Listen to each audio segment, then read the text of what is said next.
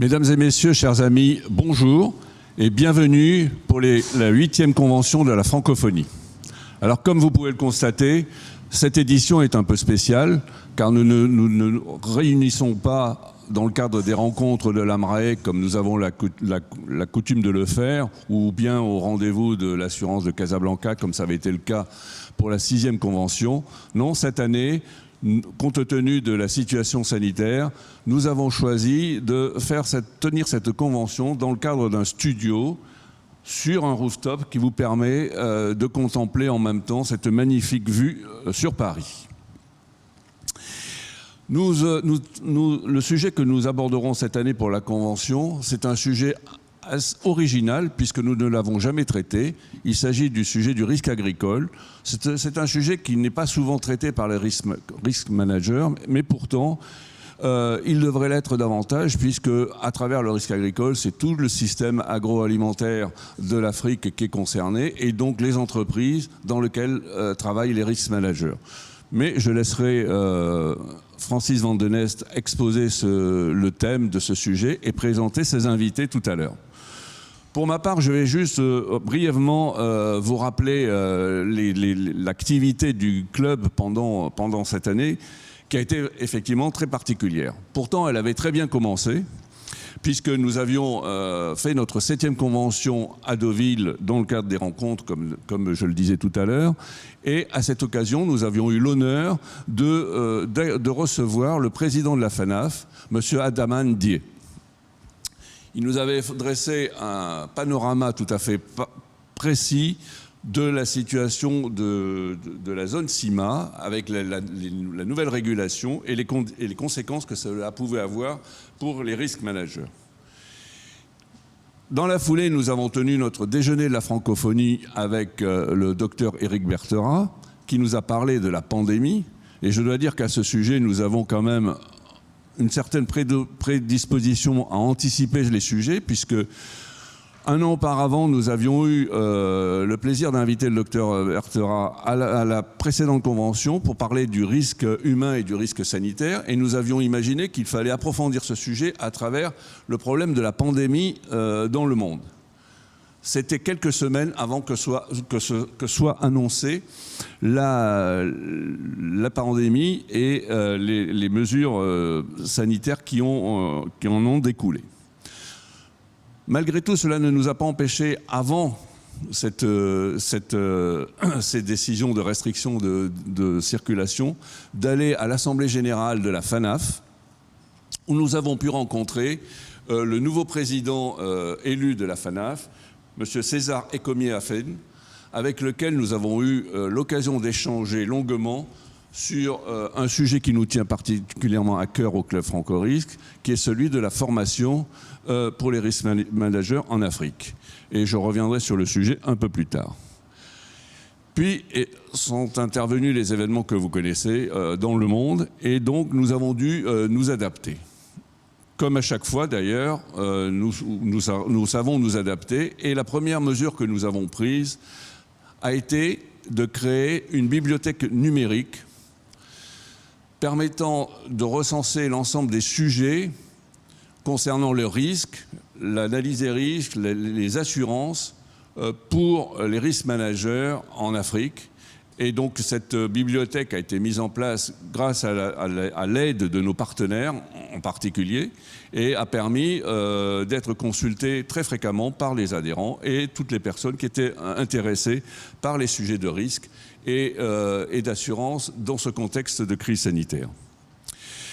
Et puis, nous avions prévu de rejoindre notre ami Sandé Fatola et Rim Rae pour les 2e rencontres africaines du risk management qu'ils devaient organiser à Abidjan les 24 et 25 juin.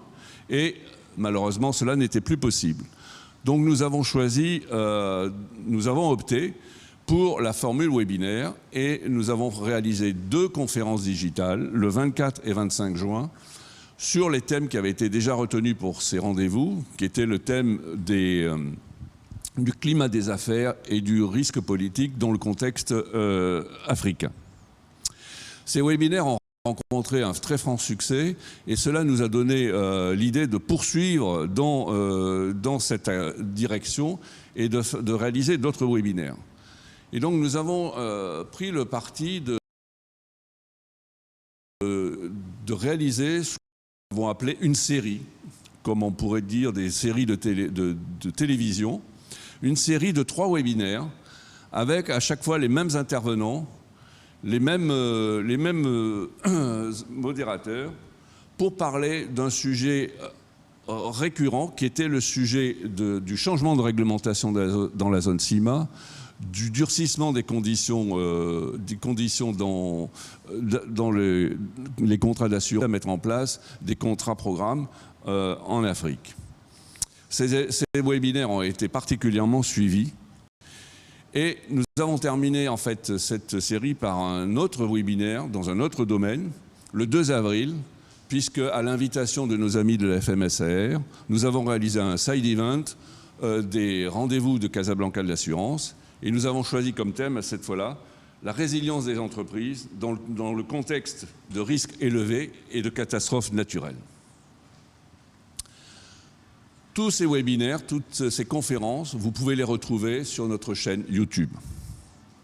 Puis j'ajouterai également que dans le cadre de notre activité interne, le club s'est réuni en séminaire stratégique au mois de septembre pour parler des nouvelles orientations et de l'évolution de l'association.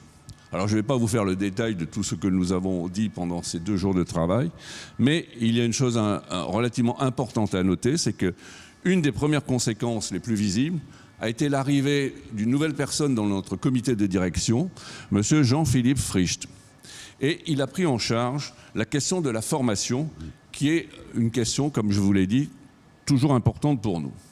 Cela a permis de poursuivre, de continuer des discussions que nous avions avec Amarae et Amarae Formation pour voir dans quelle mesure nous pourrions offrir des solutions de formation à nos adhérents et à l'ensemble de la population de risk manager en Afrique.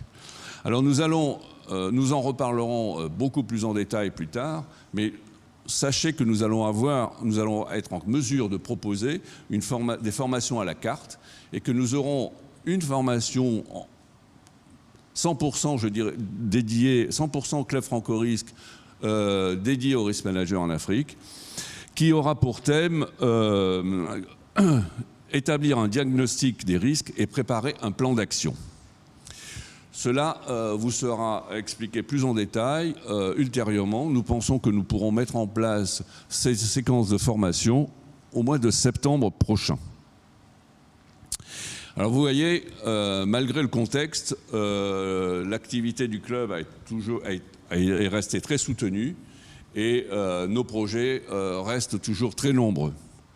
Mais pour réaliser cela, nous ne pourrions pas le réaliser seuls sans le concours de nos partenaires et de nos membres. Et donc je voudrais quand même remercier très vivement et très chaleureusement nos partenaires pour leur soutien actif. Alors généralement, je dis cette formule-là d'une manière générale et sincère, bien évidemment, mais cette année, je souhaite mettre à l'honneur plusieurs personnes qui nous ont aidés de manière très efficace dans la réalisation de nos activités. 3 personnes, dont une est ici présente, M. Serge Azébazé, Laurent Gisardin et Étienne Devarin. Ces 3 personnes nous ont vraiment beaucoup aidés et je dois dire que grâce à leur action et à l'animation des webinaires que nous avons réalisés, nous avons pu prendre la décision d'envoyer une lettre aux institutions africaines pour expliquer les préoccupations des risk managers dans ce contexte de chamboulement des régulations de la zone CIMA. Et le résultat est que nous avons quand même eu une réponse du secrétariat général de la FANAF, qui est certes une réponse un peu académique, mais qui prend en compte, qui note nos préoccupations et qui nous explique que ça rentrera dans le processus d'une longue discussion, une négociation entre les différents partenaires. Donc vous voyez, nous avons déjà cette possibilité, grâce au soutien de nos partenaires, d'avoir cette visibilité auprès des grandes institutions internationales. Je voudrais également remercier 3 autres personnes parmi nos adhérents. Mademoiselle Leila Belhadj, Mademoiselle Myriam Abribrad et Monsieur Sandé Fatola. Tous les 3, ce sont des membres actifs. Ils ont prouvé leur engagement auprès de notre association par leur action. Et je pense qu'il est intéressant, il mérite d'être salué également. Alors, que dire pour conclure ? Je dirais que la meilleure conclusion, c'est de vous annoncer que nous avons un nouvel adhérent par la création d'une nouvelle association de risk management en Afrique, l'association mauricienne qui s'appelle RMA et qui est membre du club Franco-Risque et que je salue.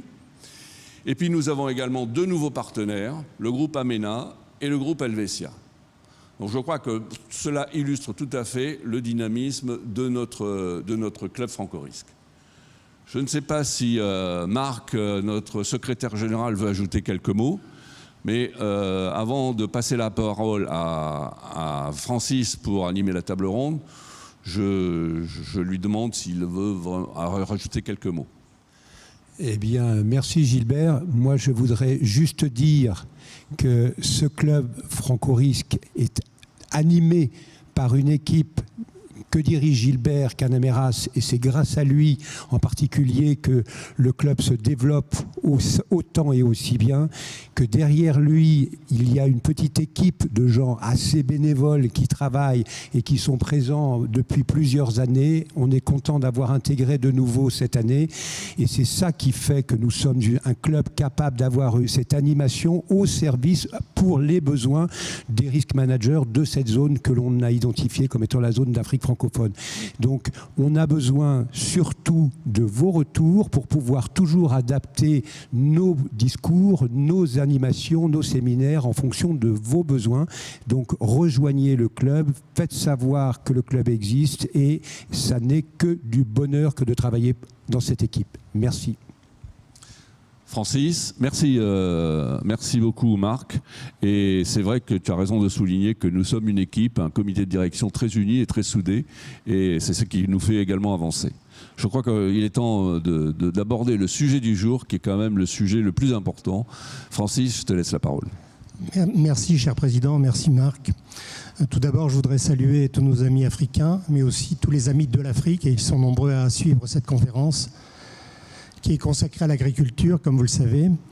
Aujourd'hui, dans plusieurs pays africains, plus de 50% de la population continue à travailler au champ, à faire de l'élevage ou de la pêche.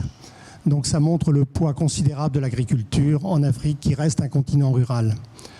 Comme le temps est particulièrement compté, je vais vous présenter nos 2 interlocuteurs. Tout d'abord, permettez-moi de vous présenter le docteur Emmanuel Véron. Emmanuel est docteur en géographie, c'est un spécialiste de géopolitique et il est aussi très intéressé par tout ce qui touche au développement, notamment dans les pays africains. Il participe à de nombreuses conférences, en particulier sur la Chine, continent où il a fait sa thèse de doctorat. Je vous invite à le lire, il y a 700 pages consacrées à la Chine rurale notamment.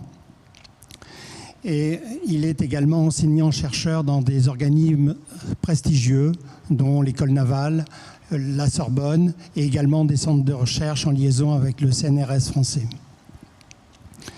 Donc Emmanuel va nous faire un rapide tour d'horizon de la situation de l'agriculture sur le continent africain, avec une dizaine de slides, et sera en mesure de nous indiquer les principaux défis que rencontre le continent. Donc, ce sera la partie d'Emmanuel. Pour répondre à ces défis, nous pouvons compter sur la présence de Laurent Gisardin. Laurent est bien connu des membres. Laurent est directeur des affaires et du développement international chez Ascoma. Ascoma est une vieille dame qui a déjà 70 ans de présence en Afrique. Je crois que la première création date de 1952.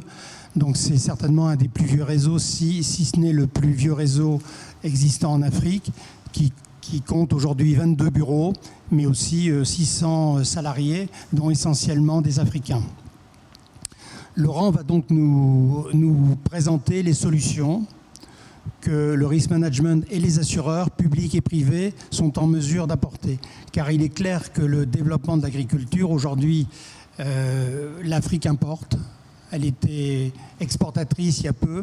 Et aujourd'hui, compte tenu de la croissance importante de la population, je vous rappelle, on était à 1 milliard en 2010, on passera à 1,5 milliard en 2030, c'est-à-dire demain, et pour arriver à 2 milliards en 2050. Donc, Laurent nous réserve d'ailleurs une surprise puisqu'il va faire intervenir un de ses clients qui est très implanté en Afrique et qui compte près de 100 000 hectares de culture là-bas. Et donc ce sera pour nous l'occasion de mieux voir ce qui existe sur le terrain. Voilà, messieurs, je vous laisse la parole. Et tout d'abord à Emmanuel. Merci. Merci. Je remercie particulièrement Francis et Gilbert Canaberas pour l'invitation à la participation à cette table ronde sur un sujet qui manifestement est un sujet très très prioritaire tant du point de vue de l'alimentation que de la structuration des sociétés africaines et ce dans l'ensemble du continent. Alors on a préparé quelques slides, peut-être qu'on peut les passer pour avoir un support et quelques visuels. Ouais.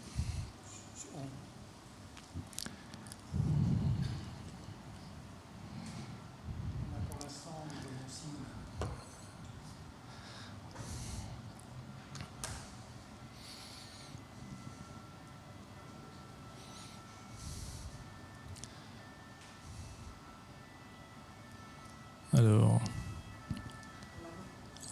Là, on va...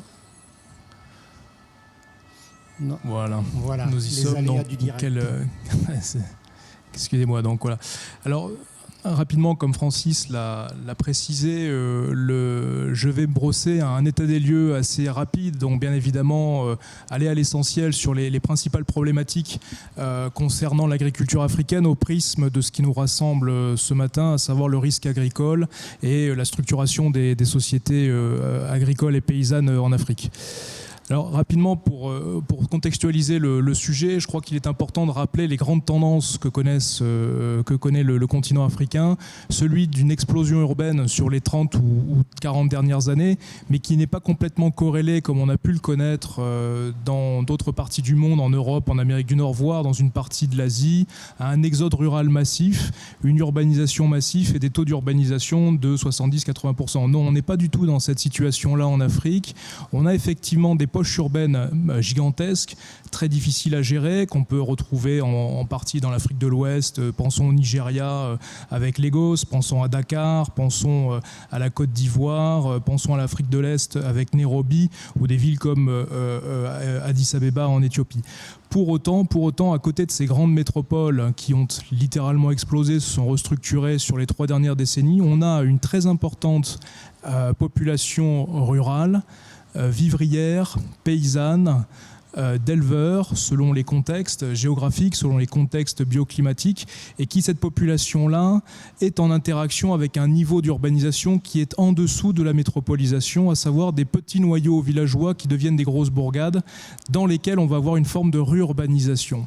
À côté de cela, on a un accroissement des problématiques liées à l'alimentation, un accroissement des problématiques liées au manque lacunaire, systématique et systémique des grandes infrastructures et des infrastructures de base sur l'eau, sur la santé, sur l'éducation et nécessairement sur l'encadrement de la modernisation des agricultures. Et dans ce contexte-là, d'urbanisation, mais également de croissance démographique, Francis le rappelait, l'horizon 2050, on dépassera le volume de population de 2 milliards d'habitants, avec une structuration de la démographie particulièrement jeune. Pensons simplement à la tranche des 15-35 ans qui, dans la plupart des pays d'Afrique subsaharienne, dépassera 45 à 50% de la population. Donc on est bien évidemment sur une logique très dynamique, sur une logique très jeune et qui impacte nécessairement l'orientation, la structuration et l'organisation des campagnes et des paysanneries et donc du risque management sur ces sujets-là. J'avance sur ces sujets. Quand on regarde de plus près la structuration économique et la ventilation des agricultures dans les économies africaines, que l'on se situe en Afrique de l'Ouest, centrale, au sud ou en Afrique de l'Est, on est bien évidemment sur une difficulté palpable de compter ce qui est en termes de richesse, de production de richesse, la paysannerie, l'agriculture. Et pour cela, si on regarde de plus près, on a encore aujourd'hui en Afrique, et de manière très très très large, une structuration des paysanneries africaines sur des petites exploitations familiales, microfundières, petites structurations sur des petites emprises qui se comptent en dizaines, en centaines de millions. À côté de cela, on a une organisation, selon les États, d'initiatives étatiques reliées à des grands organismes internationaux de développement. Je pense à différents programmes de développement agricole sur le continent africain depuis plus de 10 ans, 15 ans, voire plus encore, notamment la politique du NEPAD, politique d'encadrement, d'éducation, politique de financement, des semences, des sélections et d'accompagnement dans les transitions agricoles liées au changement climatique. Cette logique microfundière rentre parfois en concurrence avec des opérateurs privés pour des exploitations plus larges, des plantations et parfois des initiatives d'opérateurs privés rarement africains et la plupart du temps extra-africains d'élevage. J'y reviendrai tout à l'heure.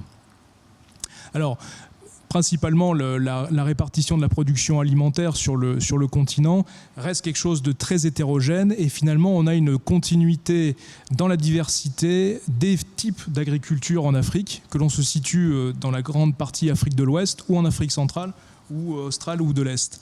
Qu'est-ce que je souhaite préciser par là? C'est qu'on a effectivement des trajectoires paysannes et des trajectoires agricoles très différentes selon les contextes au sein même d'un État. Je pense par exemple au Sénégal, l'articulation avec quelques producteurs de céréales, quelques producteurs d'arachides, quelques producteurs d'autres types d'oléoprotéagineux.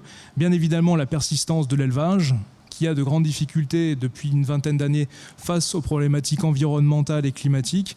Et plus largement, on peut avoir quelques opérateurs internationaux. Je pense à des opérateurs chinois, je pense à des opérateurs américains ou européens qui investissent et qui ont là-dedans, si vous voulez, un contexte qui est sur une autre échelle de ce qu'on peut avoir comme agriculture familiale. Alors, les transactions étrangères sur les terres agricoles du continent africain restent un sujet qui est bien évidemment important.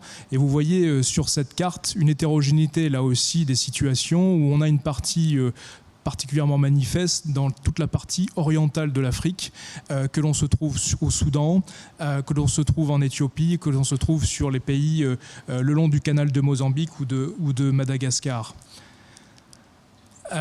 Quand on regarde la part des exportations agricoles, et Francis d'ailleurs le rappelait, c'est que l'Afrique est un continent particulièrement riche en matière de sol et de sous-sol, riche en matière d'opportunités, de possibilités de productivité d'un très large spectre, si vous voulez, de production agricole ou d'élevage, mais qui, corrélé de manière substantielle à la croissance démographique très forte et soutenue encore aujourd'hui, objectif plus de 2 milliards de population en 2050, ne se suffit plus à elle-même et donc est intégrée dans une logique en interne de recomposition de ces paysanneries face à l'aléa alimentation, sous-alimentation, sous-développement, d'importer des denrées, d'importer des matières agricoles, ce qui mettra là en concurrence les petites paysanneries locales, aussi bien au niveau du Sénégal que de la Côte d'Ivoire ou dans des situations sécuritaires très très très dégradées, et on y reviendra à la fin de mon intervention, dans la bande sahélo-saharienne, je pense par exemple au Niger, au Tchad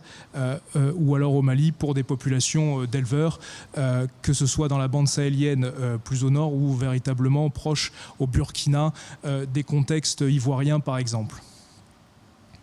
Quand on regarde le financement de l'agriculture, je l'évoquais tout à l'heure à travers des politiques et des programmes internationaux de développement et de soutien à la modernisation des espaces ruraux et des paysanneries africaines. J'évoquais la politique du NEPAD, qui est par certains points un échec manifeste pour des raisons politiques intérieures aux États, pour des raisons d'instabilité sécuritaire et de continuité dans les modalités de gouvernance, mais aussi sur des échecs financiers puisque l'on a eu beaucoup d'intrants financiers, beaucoup de flux qui ont été dirigés vers un certain nombre d'États, notamment dans la partie Afrique de l'Ouest, et vous l'avez sur la carte ici, alors même qu'on était dans une situation sécuritaire très dégradée, puis une intervention militaire française sous couvert de l'ONU dans le droit international, et qui va complexifier très sensiblement les contextes ruraux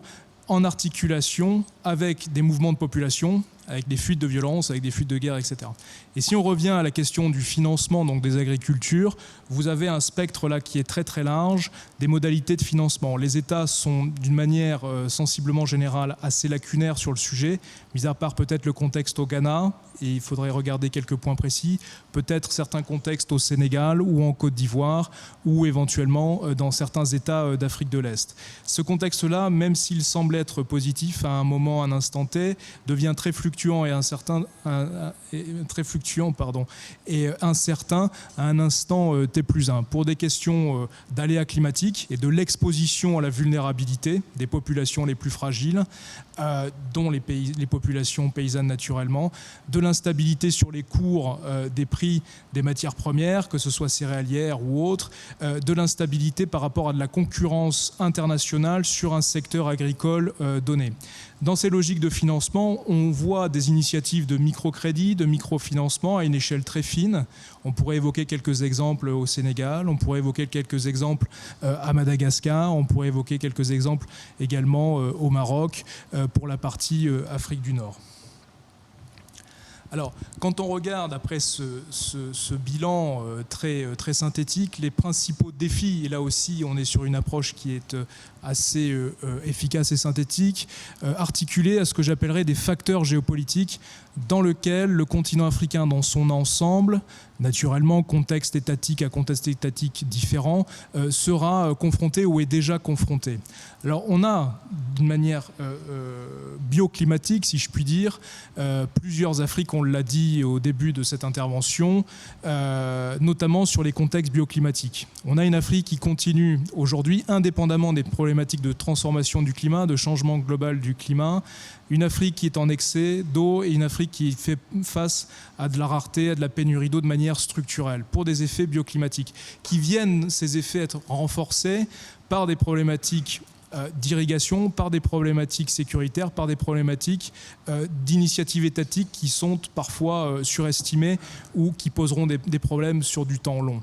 Alors on a naturellement la construction et de la grande hydropolitique de projets de barrages, de construction d'hydroélectricité, on peut penser au Nil, on peut penser à d'autres grands fleuves africains.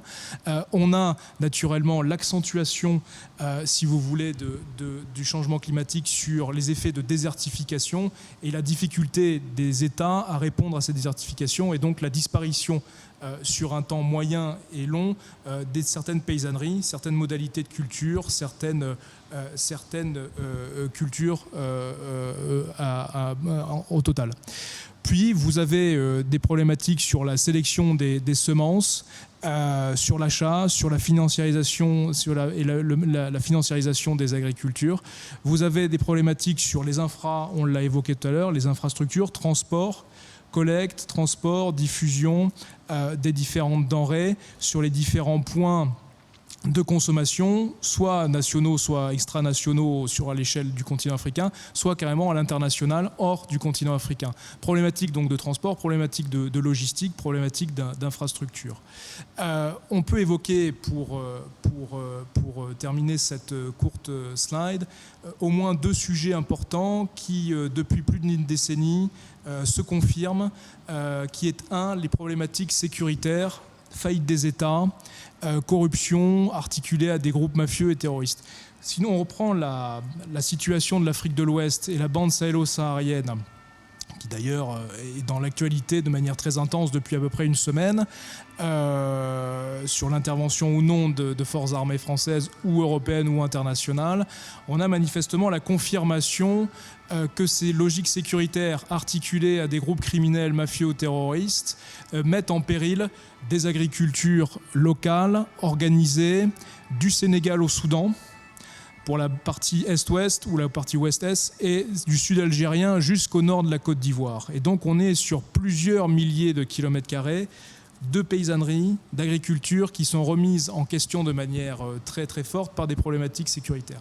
Ce qui m'amène à mon dernier point de ce que certains politistes africains appellent the New Scramble for Africa, c'est-à-dire que le XXIe siècle ne fera pas l'économie d'un partage renouvelé du continent africain et dans lesquels vont se trouver une position difficile à tenir les paysanneries en matière de risque agricole, en matière de continuité des possibilités de culture. New Scramble for Africa, au sein même des puissances de l'Occident, au sein même des puissances émergentes et établies, que ce soit russes, israéliennes, turques, indiennes ou chinoises naturellement. Et pour conclure mon propos, quelques points importants à retenir, je crois. Simplement rappeler qu'on est sur un continent qui est jeune, très dynamique, avec foule d'opportunités et d'initiatives très fines, très locales, porteuses d'espérance, porteuses d'avenir. Le marché alimentaire africain va être multiplié encore et encore du fait de sa démographie, de cette jeunesse et de sa dynamique, par au moins 3 d'ici une dizaine d'années à peu près. Donc on est effectivement sur un marché qui est extrêmement porteur et qui combine avec lui un spectre très large de risques et d'incertitudes. La production agricole, toute production confondue, toute production tout azimut, devra être, si vous voulez, tirée par des initiatives et des chaînes de valeur organisées pour organiser la demande, organiser une différenciation au sein de cette demande et avoir là-dedans une resituation des acteurs du risque management, à la fois dans les investissements stratégiques, à la fois dans les investissements logistiques et transports, et y compris dans l'accompagnement des paysanneries. Un mot pour conclure, le continent africain qui est extrêmement diversifié sur le point de vue des agricultures, des paysanneries et des risques associés à ces paysanneries est un continent qui est en devenir si une large partie des populations africaines seront conscientes de leur propre avenir et de leur motivation et de leur engagement dans cette direction. Merci. Merci Emmanuel. Ça nous donne une très bonne idée de ce qui se passe en Afrique et des défis qui sont nombreux. Donc pour répondre à ce défi, Laurent va nous parler. Mais avant ça, je voulais quand même revenir sur ma présentation d'Ascoma et dire que dans la longue histoire d'Ascoma, un nouveau chapitre vient de s'ouvrir en début d'année avec l'arrivée du groupe libanais, Chédid, qui a pris 80% du capital et qui est bien connu dans le monde de l'assurance et qui a l'intention de développer le groupe Ascoma grâce à ses moyens, mais aussi grâce à ses introductions, notamment dans le Golfe et au Moyen-Orient. Voilà. Laurent, à vous. Merci. Merci Francis. Merci à Franco-Risque de donner la parole à Ascoma.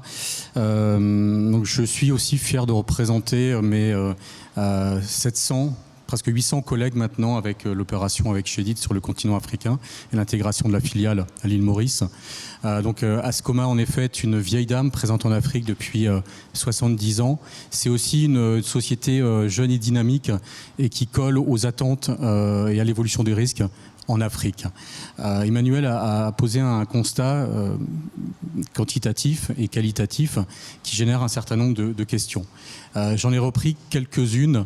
Comment permettre à tous l'accès à la nourriture? Donc le sujet, c'est l'assurance et le risque agricole. L'assurance ne concerne pas simplement ceux qui produisent en Afrique, qu'ils soient des agriculteurs locaux ou des sociétés étrangères, internationales, mais nous concerne tous puisque nous sommes tous consommateurs de produits agricoles. Deuxième point, comment renforcer la stabilité politique et éviter les émeutes de la faim. On en a vu récemment en Somalie et en Afrique du Sud. Comment endiguer l'exode rural, comment fixer les populations, comment permettre aux agriculteurs de rester agriculteurs et de ne pas se diriger vers les villes où il faudra les nourrir et donc transporter les marchandises qui seront produites dans les campagnes. Et enfin, comment nourrir l'Afrique et qui est un vrai enjeu. Donc le transfert de ce risque agricole à des acteurs privés ou publics est une des solutions existantes et porteuse d'espoir.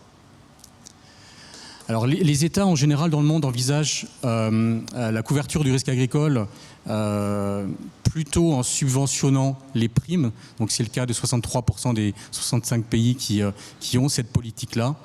Les autres actions sont l'investissement dans la recherche et le développement, notamment de nouvelles cultures, de cultures plus résistantes, la formation des agriculteurs, la collecte d'informations sur les cultures qui nous permettent, nous, de trouver des solutions d'assurance, le développement de la législation, rendre l'assurance possible et accessible, et la réassurance en la faisant porter par l'État. En Afrique, pour revenir à l'Afrique et l'Afrique francophone, il y a trois modèles. Soit un modèle d'État contrôlé avec un produit issu d'une compagnie d'assurance. Le secteur privé, donc les compagnies d'assurance africaines et internationales qui ont développé cette compétence. Et les systèmes publics-privés qui sont un mix entre les deux, entre une solution publique et une solution pure privée avec des compagnies d'assurance ou des réassureurs. Alors les États africains, ceux de notre zone, puisque Ascoma est présent en Afrique, dans 22 pays, mais essentiellement en Afrique francophone, centrale et de l'Ouest. Donc depuis bien longtemps, bien même avant les indépendances, certains États ont mis en place, ont créé des compagnies d'assurance, donc essentiellement des mutuelles, comme par exemple au Sénégal, en Côte d'Ivoire. On a les assurances mutuelles agricoles du Cameroun également, en Algérie, la Mamda au Maroc. Alors le Maroc est un pays phare dans la couverture du risque agricole. Ça fait plus de 30 ans qu'ils ont développé des solutions pour leurs agriculteurs.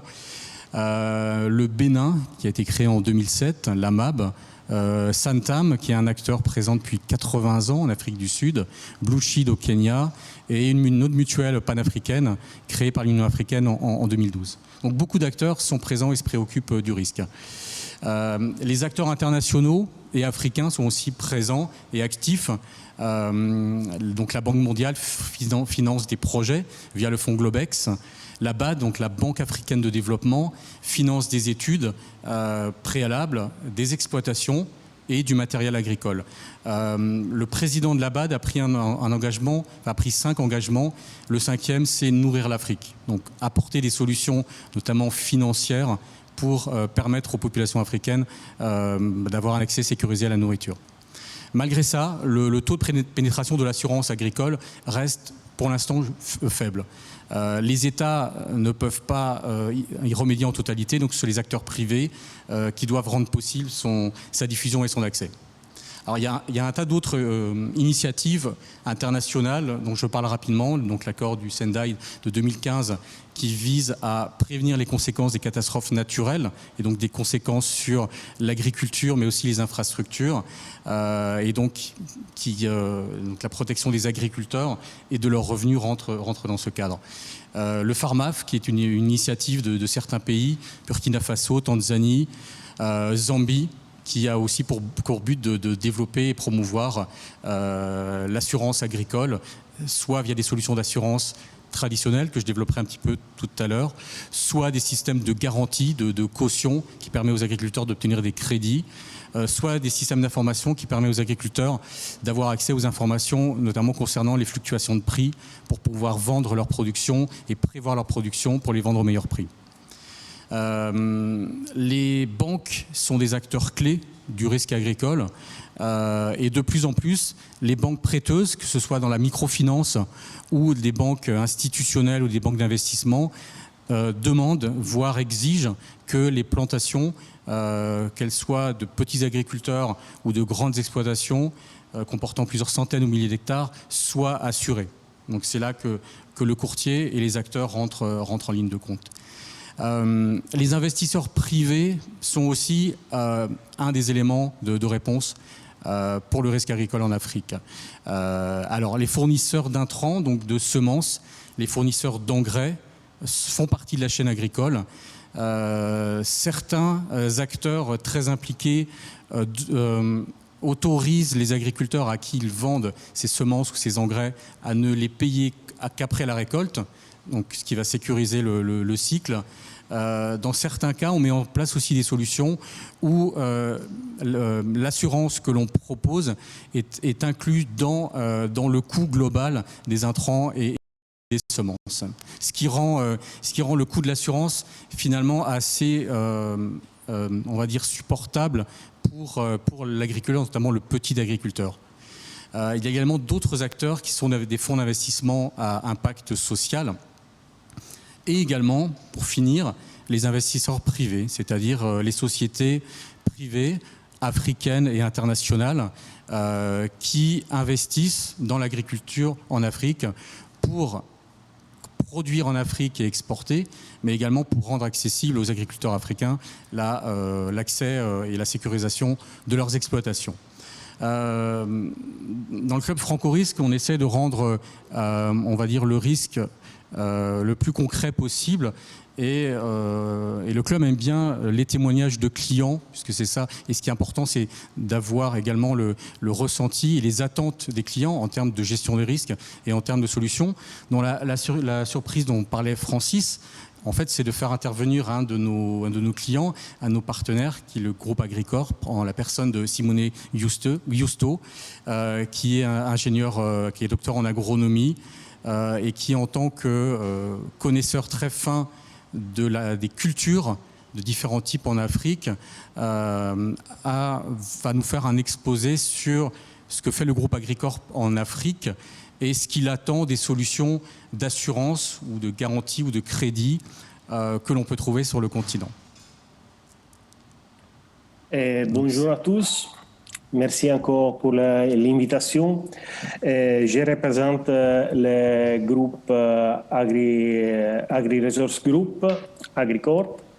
Nous avons le groupe en exploitation en Afrique subsaharienne, en Guinée, au Ghana, au Congo, République du Congo, Madagascar et Maurice. Notre groupe a un investissement bien différencié sur ce pays. Nous avons en totalité de 80 000 hectares de surface et nous sommes en train de développer cette énorme quantité de terre dans les différents pays. De mon côté, c'est très important de souligner quelles sont les attentes d'un investisseur privé comme nous sommes. Parce que les difficultés à partir de l'acquisition de la terre et du développement des activités sont plusieurs.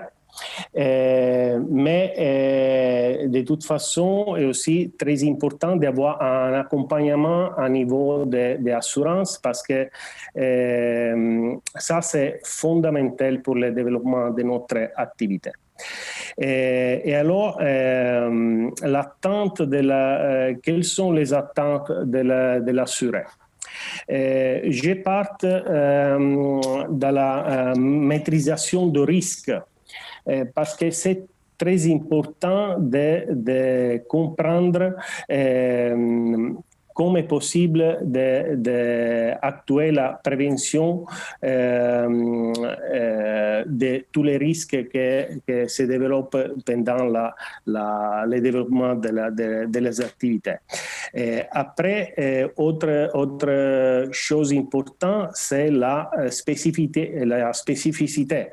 Parce que de la police, parce que chaque pays, chaque situation a un environnement différent qui a besoin de solutions différentes.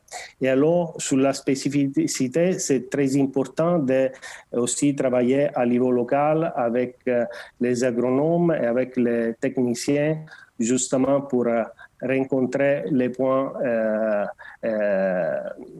de contact entre ces différentes parties. Après, je voudrais mentionner, si nous pouvons avancer un peu sur le slide, si, ça c'est un peu la présentation des activités que nous avons dans les différents pays. Autre chose, c'est le support technologique.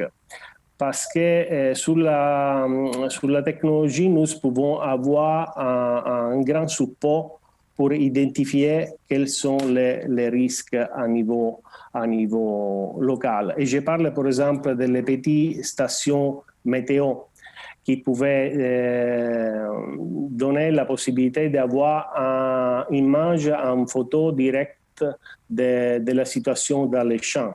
Ça, c'est un petit investissement à niveau de notre compagnie, mais aussi à niveau d'assurance. Et ça permet d'avoir directement en présence pour comprendre qu'est-ce qui se passe à niveau des champs. Autre point que je voudrais mentionner, c'est la protection de les cultures. Et comme nous pouvons améliorer aussi les rendements de notre exploitation agricole. Par exemple, l'importance de la gestion de l'eau, la sélection des variétés, et après le stockage et le transport des produits. Et justement pour ça, c'est important d'identifier une bonne pratique agricole qui aide à développer toutes les activités agricoles d'une façon qui réduit fortement les risques. Signifie que quand il y a un investissement, a besoin d'avoir tous les composants de cet investissement bien appliqués sur les champs. De l'autre côté, je voudrais mettre l'accent sur les conditions d'ouverture d'un dossier d'une police agricole, parce que ça, c'est un point, c'est le nerf de la guerre. C'est important que l'interaction entre l'assureur et les clients, c'est très fort, justement pour maîtriser de façon complète tous les risques que nous, en entreprise, pouvait avoir pendant le développement de son activité, principalement dans le continent africain.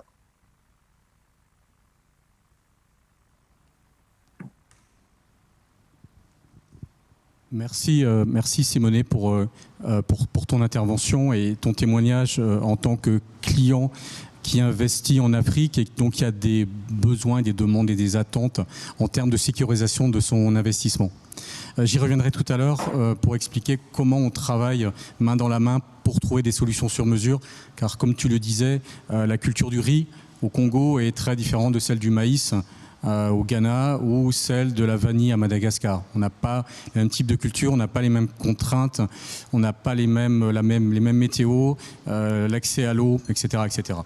On y reviendra tout à l'heure. Je voudrais faire un focus sur un des pays dans lequel on est présent à Skoma, qui est le Sénégal. On est présent depuis plusieurs décennies. Et ce pays est très révélateur de la situation qu'a présentée aussi Emmanuel tout à l'heure et montre bien la dépendance de l'Afrique, des États africains au risque agricole. Le PIB, l'agriculture représente l'élevage et la pêche, 14% du PIB sénégalais et occupe 50% de la population active. Parmi cette population, 30% sont des agriculteurs, on va dire, des petits agriculteurs qui ont des petites surfaces, en moyenne 1 hectare. Donc qui sont dépendants en fait des conditions météo, qui font essentiellement de l'agriculture vivrière. Donc, et souvent de la monoculture, c'est-à-dire qu'ils ont 1 hectare et 1 hectare de maïs par exemple ou d'arachide. Ce qui fait qu'en cas d'aléa, en cas de météo catastrophique, soit une sécheresse, soit une inondation, cet agriculteur et toute sa famille vont perdre leurs revenus de l'année. C'est-à-dire que c'est leur seule source de revenus et il n'y a pas de système de compensation ou d'aide étatique, ce qui fait que la perte, elle est totale et dramatique. Donc l'agriculture repose sur une culture de rente, l'arachide, le coton, les produits horticoles et la culture vivrière. Elle est aussi tournée vers l'exportation. On trouve en Europe et notamment aux Pays-Bas des haricots verts au mois de janvier, février, mars qui viennent du Sénégal. Donc le Sénégal est aussi un pays qui alimente l'Europe, la France, en produits agricoles, voilà, comme les haricots ou comme d'autres cultures. L'agriculture est aussi très liée à la pluviométrie, puisque les surfaces irriguées ne représentent que 5% des cultures. Donc, encore une fois, l'agriculteur sénégalais est très dépendant de la pluie.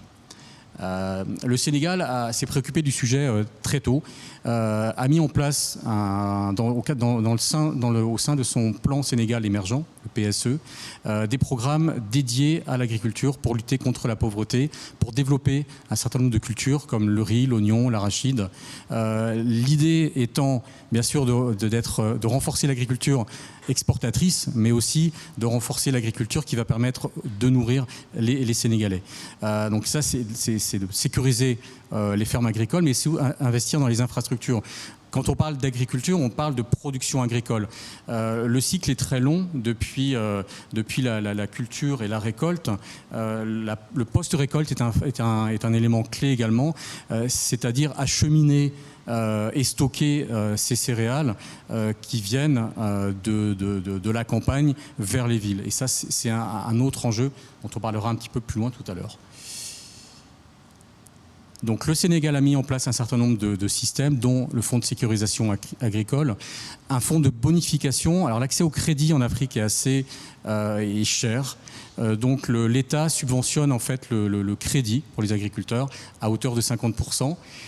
L'État a mis également en place un fonds de garantie qui va couvrir le risque de non-remboursement des fonds. Et enfin, un fonds de calamité agricole, un peu comme en France, qui prend en charge les sinistres de grande envergure qui vont toucher une grande zone et donc beaucoup d'agriculteurs au Sénégal. Le Sénégal a également créé une compagnie d'assurance, compagnie nationale d'assurance, qui propose des solutions complètes pour la pêche, pour assurer les équipements agricoles, donc les tracteurs, pour assurer les récoltes, bien sûr, contre les inondations, les sécheresses, les animaux sauvages ou les oiseaux granivores, une assurance indicielle pluviométrique, l'assurance des stocks, dont je parlais tout à l'heure, et l'assurance de mortalité du bétail.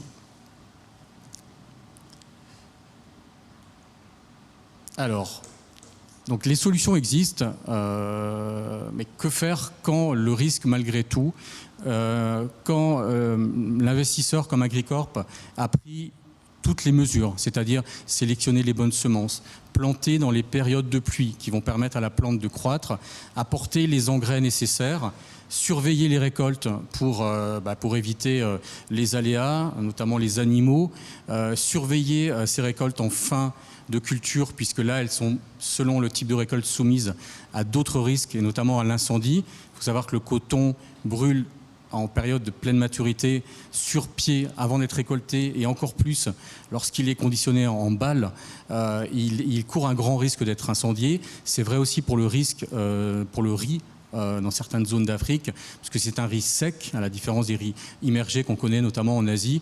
On peut perdre sa récolte en quelques minutes en fin de période de récolte du riz. Donc on a des périodes critiques.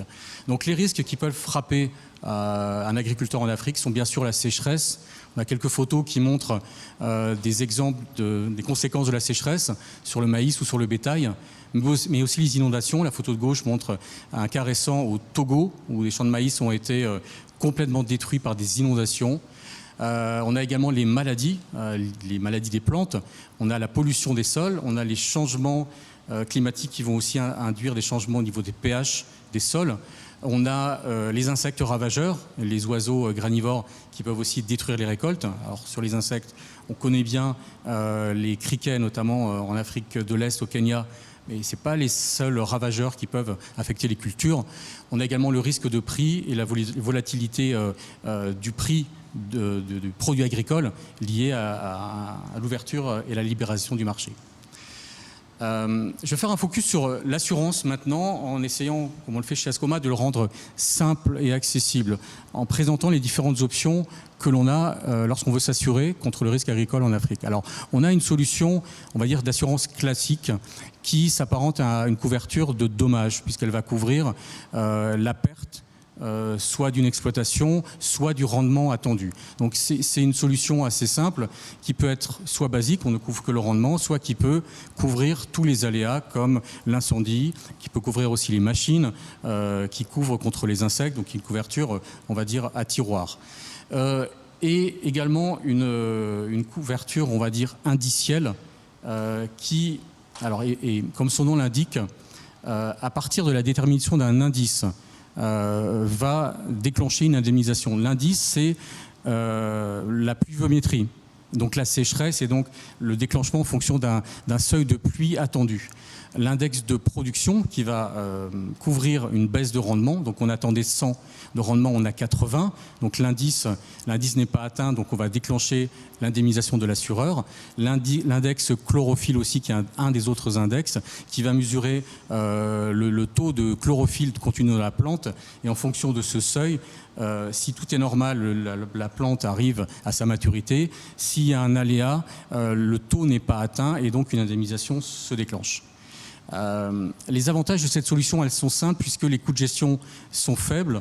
S'il n'y a pas d'expertise, on va déterminer un indice, on attend tant de jours d'ensoleillement ou tant de jours de pluie. Si, encore une fois, il n'est pas atteint, on va déclencher le paiement, l'indemnisation du sinistre. Il n'y a pas d'anti-sélection, ça veut dire que tout le monde, tous les agriculteurs de la zone vont avoir accès à cette solution d'assurance. L'indemnisation est rapide puisqu'elle intervient dès que l'indice est constaté. Et elle est évidemment bien adaptée à la sécheresse. Donc elle suppose de bien connaître le risque et de déterminer avec les acteurs, donc assureurs et assureurs, la pluviométrie de référence, le seuil de déclenchement et le seuil d'indemnisation. Ces solutions que l'on met en place en fait sont possibles si on connaît bien les risques que l'on couvre. C'est pour ça qu'on travaille main dans la main avec, par exemple Simonet, sur la connaissance des cultures que Agricorp met en œuvre en Afrique. C'est-à-dire qu'on a besoin de connaître les contraintes liées à la culture du riz, à la culture du maïs ou à la culture de la vanille, puisque ces plantes ont des cycles de croissance différents, ont des besoins en eau différents, ont des périodes d'exposition différentes, c'est-à-dire qu'on peut avoir sur certaines cultures 15 jours de période critique où là le risque est maximum. Donc tout ce travail en fait de notre côté, c'est un travail de connaissance, de compréhension qui vont nous permettre de, en comprenant chaque type de culture, modéliser le risque, déterminer le prix de l'assurance, évaluer le risque maximum, donc le cas où un sinistre va toucher une grande partie de l'exploitation ou beaucoup d'agriculteurs dans la même zone, de rédiger un contrat d'assurance le plus simple possible et d'élaborer des solutions pour les sinistres catastrophiques qu'on appelle des solutions d'excess. Pour être concret en termes de coûts, on a parlé des solutions, donc elles sont variées, elles sont complètement sur mesure, mais il est difficile de donner un prix pour telle ou telle culture puisque le prix va dépendre de ce qu'on a planté, de la variété, puisqu'il y a des variétés qui sont plus ou moins soumises aux aléas, que ce soit la sécheresse ou les insectes, des données agronomiques, c'est-à-dire la nature des sols, la pluviométrie, l'irrigation, les intrants, l'ensoleillement, etc., de la sinistralité antérieure sur tel type de culture ou telle zone que l'on va couvrir, des garanties souscrites, si on souscrit uniquement de la sécheresse ou si on va vouloir une garantie complète contre la sécheresse, les inondations, les insectes, l'incendie, etc. De la surface plantée, puisque le coût de l'assurance pour un agriculteur qui a un hectare n'est pas la même que pour une société internationale qui en a plusieurs centaines, voire plusieurs milliers. De la durée du cycle de croissance que j'ai évoqué tout à l'heure, et donc de la période d'exposition au risque.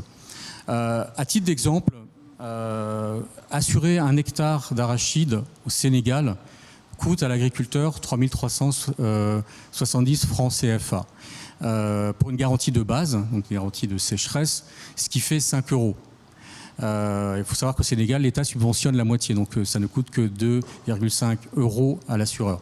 Pour des cultures vivrières au Ghana, par exemple, les écarts sont beaucoup plus importants et les prix s'échelonnent entre 30 et 50 € l'hectare pour une garantie très large où on va couvrir de l'indiciel et tous les risques que j'ai évoqués tout à l'heure. L'assurance agricole, comme on le disait en introduction, elle est embryonnaire en Afrique. Quand on voit le poids des primes d'assurance agricole dans le monde, les États-Unis et le Canada trustent 62% des primes. L'Asie, 18%, des pays aussi beaucoup producteurs. L'Afrique ne représente que 1% des primes d'assurance collectées dans le monde. Donc, étant donné ce faible taux de pénétration et le besoin en assurance, cette branche d'assurance va évidemment croître sur le continent africain dans les prochaines années et dans les prochaines décennies. Et c'est d'autant plus important et nécessaire car l'agriculture africaine, comme on l'a vu au Sénégal, dépend à 95% de l'eau de pluie et pas de l'irrigation. Que l'agriculture africaine ne couvre que 75% des besoins agricoles et qu'au même moment, la démographie continue de croître. Emmanuel a parlé de l'évolution démographique tout à l'heure. Un seul pays, un seul exemple, le chiffre est assez impressionnant. Au Nigeria, à la fin de ce siècle, il y aura entre 300 et 350 millions d'habitants, ce qui veut dire plus qu'aux États-Unis. Donc un seul pays africain, il y en a 54, sera plus peuplé que les États-Unis. Ce qui induit évidemment des enjeux en termes de nourriture, en termes d'infrastructure. Il faut pouvoir aussi transporter ces denrées agricoles vers les villes, il faut pouvoir les stocker, il faut construire des routes, il faut construire des ports. Voilà, donc l'enjeu, l'assurance, encore une fois, est une solution clé dans la couverture du risque agricole en Afrique. Toutefois, il y a quelques succès de cultures qui fonctionnent bien, voire certaines qui sont assurées. Par exemple, la production de manioc au Nigeria ou au Ghana. La production de riz, donc le riz Nerica, c'est cette variété nouvelle en Afrique de l'Ouest. Le maïs au Ghana, le blé au Soudan. Toutefois, il existe des marges d'amélioration qui sont la formation, former les agriculteurs aux nouvelles techniques, aux nouvelles semences, l'accès aux nouvelles technologies, des techniques et à la mécanisation, donc aussi leur permettre d'avoir une agriculture avec des machines. Les stations météo, alors c'est un sujet qui préoccupe beaucoup Simonet, parce que c'est un investissement important pour un exploitant agricole, puisque c'est un coût supplémentaire, mais qui a un intérêt, c'est qu'il va permettre de mesurer la pluviométrie et donc de suivre en temps réel l'indice qu'on va mesurer. Donc on travaille aussi avec les assureurs pour que ces investissements que le client fait soient pris en compte dans l'assurance, puisque ces investissements vont, on va dire, améliorer le risque, réduire le risque d'aléa, puisque le suivi est quotidien et donc impacter moins le besoin d'assurance en cas de sinistre catastrophique, puisque en mesurant très précisément le cycle de vie de la plante, on va pouvoir réagir très vite, soit en irriguant, soit en chassant les animaux ou les ravageurs. Les drones sont aussi une solution nouvelle de surveillance des récoltes, de vérifier l'évolution des cultures, mais de vérifier aussi, par exemple, dans certaines zones, la présence d'animaux sauvages qui peuvent venir ravager les plantations, qui peuvent aussi servir de mesure en cas de sinistre, en cas de sécheresse, pour prouver le sinistre. Le transport et le stockage des données récoltées, il y a une grosse quantité de produits agricoles produits en Afrique qui n'atteignent pas le consommateur final parce qu'il manque de routes, il manque de camions, il manque de lignes ferroviaires pour les transporter vers les métropoles. L'irrigation ne représente encore une fois que 5%, donc le développement de l'irrigation, c'est quelque chose qui est également clé.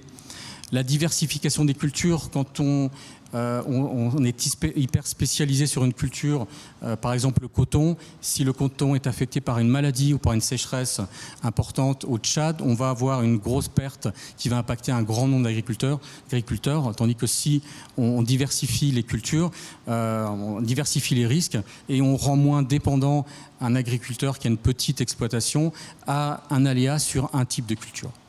L'augmentation également des cultures vivrières, pas simplement les données dédiées à l'exportation. Et enfin, pour montrer aussi le dynamisme de l'Afrique, des solutions qui vont utiliser le téléphone portable. On va pouvoir bientôt utiliser son téléphone portable pour souscrire un contrat d'assurance, prendre des photos pour montrer ce qu'on a planté, et aussi, en cas de sinistre, être indemnisé en temps réel. Et c'est là, pour finir, le lien en fait entre, on va dire, l'implantation historique des acteurs comme Ascoma sur le continent africain et le dynamisme de l'Afrique pour trouver des solutions locales pour maîtriser les risques et de devenir un continent autonome et fort. Voilà. Merci Laurent et merci Simonet pour vos témoignages et puis pour surtout la description des réalités sur le terrain en termes de couverture et de prix. Nous avons parfaitement respecté les délais, donc on a un peu de temps pour les questions et les réponses. Est-ce que dans la salle, on a des questions, Viviane ? Non ? Non, donc je vais poser une question générale. Les investisseurs étrangers achètent de plus en plus de terres en Afrique, notamment la Chine. Et est-ce que ça provoque des réactions locales, notamment des autorités, mais aussi des populations ? Peut-être commencer par Emmanuel, qui connaît bien la Chine. Merci Francis. Oui, c'est ce que l'on évoquait au début de la matinée, effectivement, sur les logiques des différents opérateurs. Et là, pour votre question, précisément des opérateurs internationaux et l'exemple de la Chine. Quelques mots et quelques exemples précis sur l'exemple de la Chine en matière agricole sur le continent africain, mais on pourrait aussi évoquer, je l'ai rapidement dit, les acteurs israéliens, turcs, indiens ou russes peut-être moins, parce qu'ils ne sont pas tout à fait dans ce domaine d'activité, mais en tout cas indiens, chinois bien évidemment, israéliens, voire iraniens. Concentrons-nous sur l'exemple chinois. Je crois que c'est à resituer dans les relations entre le continent africain dans son ensemble et la République populaire de Chine, et ce depuis la conférence de Bandung, voire avant, donc depuis les années 50 finalement jusqu'à aujourd'hui. Et donc on a une présence continue, une forme d'influence diverse, tous azimuts continue depuis plus de 70 ans, et qui s'est notamment forgée sur les questions de développement. Et dans les questions de développement, il y a une question centrale qui est la question agricole, la question des modèles d'agriculture, la question de l'ingénierie agricole, la question de l'organisation des espaces ruraux, des campagnes et des sociétés paysannes ou agricoles. Là-dedans, la Chine a essayé, dans son dialogue avec différents pays africains, depuis les années 50 jusqu'à aujourd'hui, d'être sur une pierre angulaire de son modèle de développement rural, sortir des gens de la pauvreté, donc X centaines de millions depuis 40 ans en Chine sont sortis de la pauvreté, etc. On a donné à manger à tout le monde, etc. etc. Et donc que ces modèles-là seraient réapplicables quasi stricto sensu dans les différents contextes africains qu'on a décrits tout au long de cette matinée, et qu'on a bien compris qu'ils étaient extrêmement diversifiés, extrêmement hétérogènes et bien plus compliqués qu'une seule situation homogène qu'on pourrait bien avoir comme idée simple.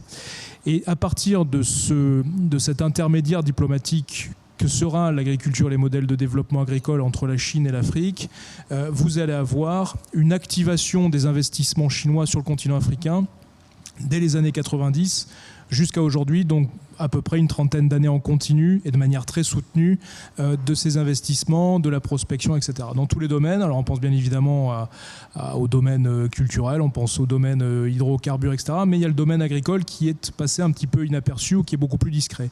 Selon plusieurs modalités, il y a des accaparements de terres, hein, c'est-à-dire qu'on est sur des baux amphithéotiques de 90, 95, 99 ans, et ce à peu près partout là où la Chine est présente. Et aujourd'hui, plus qu'un seul État africain reconnaît la République de Taïwan, à savoir l'ex-Swaziland, petite enclave étatique au sein de l'Afrique du Sud, le reste étant dans la bascule diplomatiquement de reconnaissance de la République populaire de Chine. Donc la Chine a une opérationnalité, si je puis dire, en matière d'investissement et sur les domaines agricoles dans la cinquantaine de pays restants africains, c'est-à-dire la quasi-totalité du continent, et partout dans tous les contextes.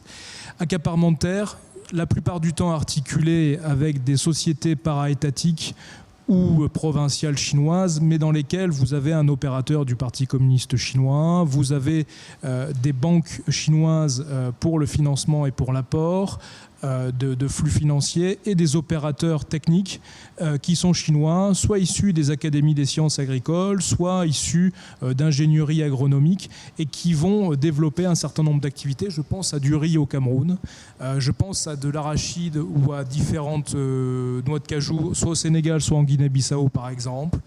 Je pense à du maïs. Je pense à d'autres céréales ou oléagineux, oléoprotéagineux, mais c'est aussi vrai sur des structures plus fines qui ne sont plus de l'accaparement mais de petits opérateurs privés chinois dans des secteurs de l'élevage, notamment avicole, aviculture, volaille, beaucoup en Afrique de l'Est, au Kenya, en Zambie, au Mozambique, en Éthiopie. Vous avez là une mise en concurrence avec une main-d'œuvre ouvrière et agricole chinoise in situ dans ces espaces ruraux-là de ces différentes parties du continent africain que j'ai évoquées, avec les paysanneries locales, des intrants chinois et une chaîne d'amont en aval qui est maîtrisée par les Chinois et qui utilise finalement le sol, qui utilise finalement la terre et pour une production, qu'elle soit agricole ou qu'elle soit d'élevage, destination le marché chinois. Pour la question de subvenir à des questions de consommation alimentaire qui ont elles-mêmes explosé en Chine depuis 30 ans. On mange beaucoup plus, beaucoup mieux et en très très grande quantité par rapport à il y a 30 ans, en particulier dans les régions urbaines où le pouvoir d'achat suit cette demande-là. Donc une diversité des opérateurs, l'opérateur étatique chinois qui est aux avant-postes pour faciliter l'action de ces différents opérateurs et une présence qui est diversifiée sur l'ensemble du continent.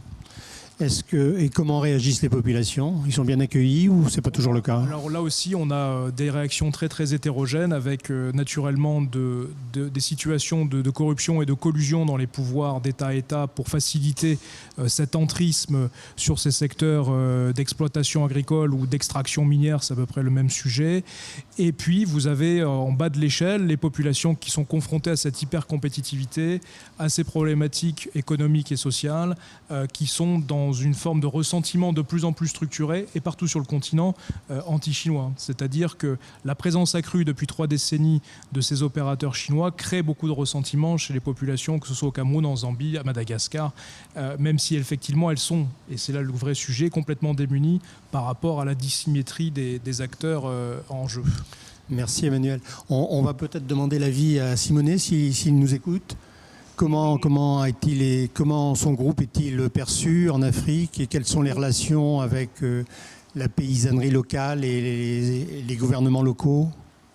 Oui, c'est très intéressant de souligner la différence entre l'approche de l'investissement chinois en Afrique et par exemple notre approche. La majorité de notre production va être vendue sur les marchés locaux. Comme Laurent a bien dit avant, il n'y a pas encore l'autosuffisance des productions sur commodities qui sont basiques en Afrique.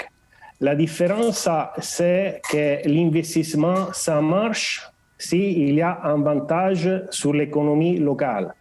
Si c'est un investissement seulement pour l'exploitation et après pour envoyer les produits qu'ils ont consommés les territoires en Chine, c'est complètement autre question. Et de mon expérience, j'ai dit subsaharienne qui est allée du Sénégal à Jasca, au Malawi et au Mozambique, je pouvais aussi dire que la population africaine est certainement une approche hétérogène à cette problématique de l'investissement chinois, mais plusieurs des communautés ne sont pas contentes parce que l'Afrique subsaharienne commence à comprendre que c'est un vol des ressources naturelles. Et un investissement est possible seulement s'il y a une participation des stakeholders locaux. Ça, c'est l'expérience que nous visageons chaque jour, interaction avec la population locale, et sans cette interaction et sans une interaction avec les tissus économiques locaux, Et aussi, l'investissement chinois n'y a pas le futur. Certainement, comme a dit le docteur Véron, il y a aussi les problèmes de la corruption, mais ça, c'est autre chose. Merci beaucoup, Simonet. Est-ce qu'il y a d'autres questions? Gilbert, Marc, il faut profiter de notre auditoire. Oui, moi j'aimerais bien poser la question à Laurent. Il y a dans cette problématique agricole quantité des sujets que l'on traite dans le risk management, parce que on voit ces populations pauvres, on voit des risques de terrorisme, on voit des risques liés au climat, enfin bon. Et donc le sujet ne concerne pas que les agriculteurs. Je veux dire, il y a toute une chaîne de gens qui sont concernés par ce problème du risque agricole. Et donc ma question, elle est: comment développer le concept du risk management parmi vos clients qui ne sont pas des agriculteurs, mais qui sont des logisticiens, qui sont des gens qui interviennent dans la chaîne du transport ou dans la banque, etc. Quelles actions concrètes pour faire mûrir la notion de risk management qui permet ensuite d'aller vers davantage d'assurance? Est-ce que vous, Ascoma, par exemple, vous avez des actions dans votre activité vis-à-vis de vos clients? Alors, chez Ascoma, on essaie d'être le plus concret possible, et être concret, c'est tirer expérience des sinistres qu'on connaît et qu'on gère. Parce statistiquement, un client important aura un sinistre majeur tous les 25 ans, donc ce qui est finalement très peu. Donc c'est en partageant cette expérience et en listant, parce que là c'est vrai qu'on a parlé que de la couverture du risque agricole pur, c'est-à-dire la perte de la récolte pour un tas de raisons. Mais en fait les risques ils sont bien plus larges, comme tu le disais, notamment le risque de violence politique, c'est-à-dire que quand on est agriculteur, membre d'une coopérative ou investisseur comme Agricorp, on peut être confronté à des émeutes qui vont avoir pour conséquence de bloquer des ports d'exportation, qui vont du coup, même si par exemple dans la banane, si la banane est stockée dans des entrepôts frigorifiques, s'il y a une grève qui atteint le producteur national d'électricité, c'est-à-dire que ces entrepôts ne seront plus alimentés en électricité et la perte est totale. Voilà, et donc c'est pas la perte liée à la sécheresse, mais c'est la perte liée à un événement extérieur.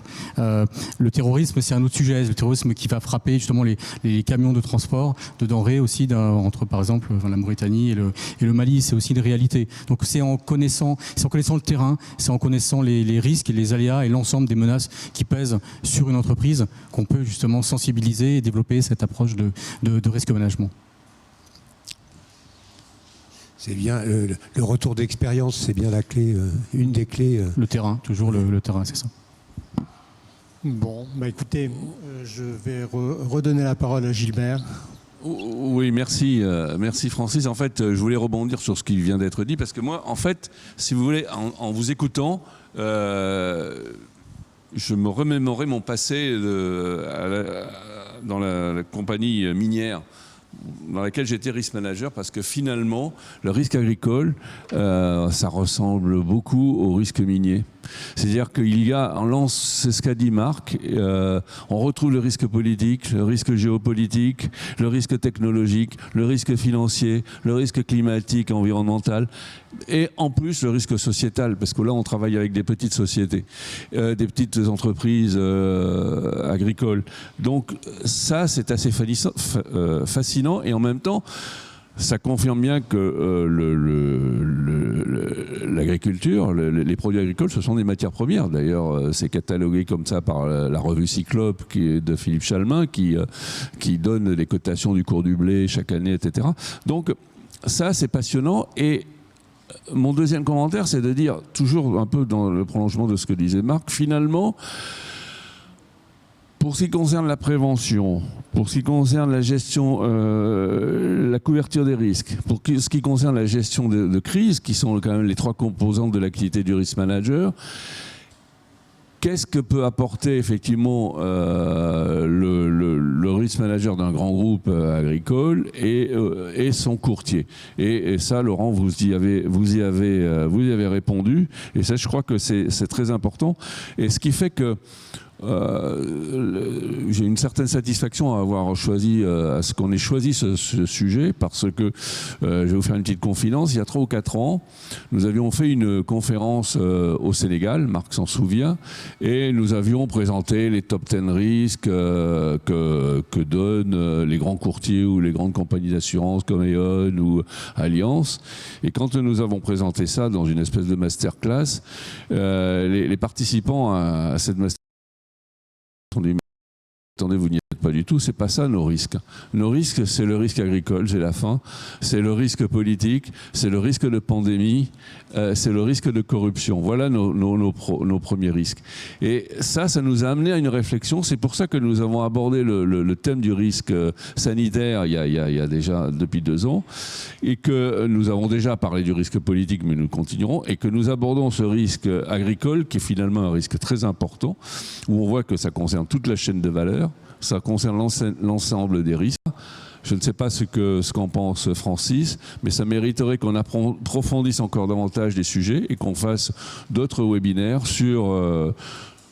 en focalisant sur des aspects précis, comme l'a souligné Marc. En tout cas, je tenais à remercier très chaleureusement nos intervenants, en présentiel et en distanciel. Je remercie Simonet, je remercie Laurent, je remercie Emmanuel. Et puis, je remercie également tous les participants à cette conférence, qu'ils aient été sur Zoom ou sur la plateforme live. Et j'espère vous retrouver très prochainement pour une nouvelle conférence, soit en webinaire, soit en présentiel, ce que nous souhaitons tous. Merci, à bientôt. Au revoir. Bien, encore merci, puis au plaisir de vous revoir. Bonnes vacances en attendant.